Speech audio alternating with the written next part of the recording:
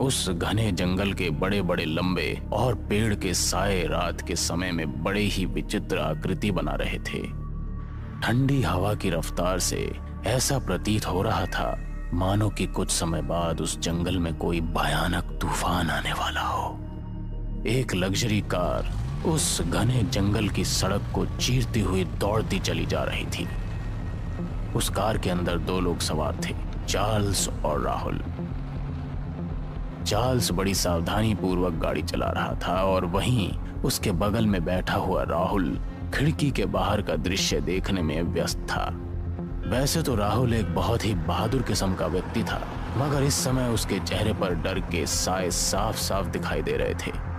वो चार्ल्स को इशारे से बार बार बोल रहा था कि गाड़ी को और ज्यादा तेज चलाए।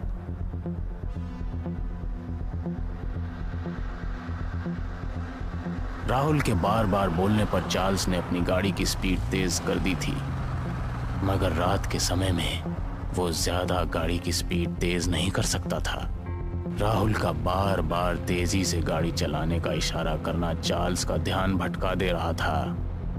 इस बार भी राहुल ने चार्ल्स को गाड़ी तेज चलाने का इशारा किया ही था कि तभी कार अचानक झटके देते हुए रुक गई। चार्ल्स को ऐसा लगा मानो किसी अदृश्य शक्ति ने उसकी कार के स्पीड ब्रेक लगा दिए हों। अगर चार्ल्स गाड़ी चलाने में निपुण ना होता तो अब तक तो गाड़ी पलट जाती।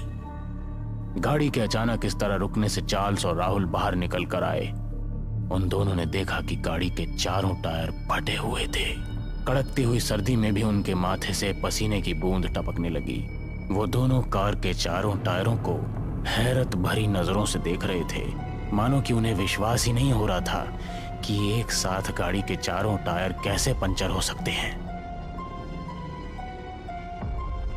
जबकि रोड बिल्कुल साफ और चिकना पड़ा था।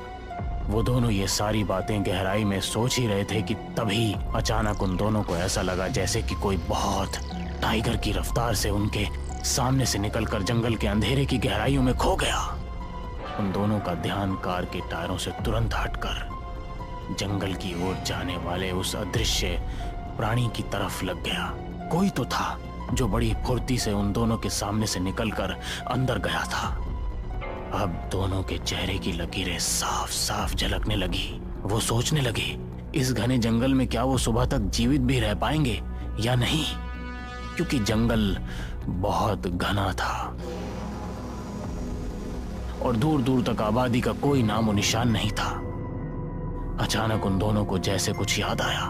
उन दोनों ने अपनी जेब से तुरंत मोबाइल निकाल लिए, मगर मोबाइल की स्क्रीन को देखकर उनके चेहरे और ज्यादा निराश हो गए, क्योंकि मोबाइल की स्क्रीन पर नेटवर्क का नामो निशान ही नहीं था।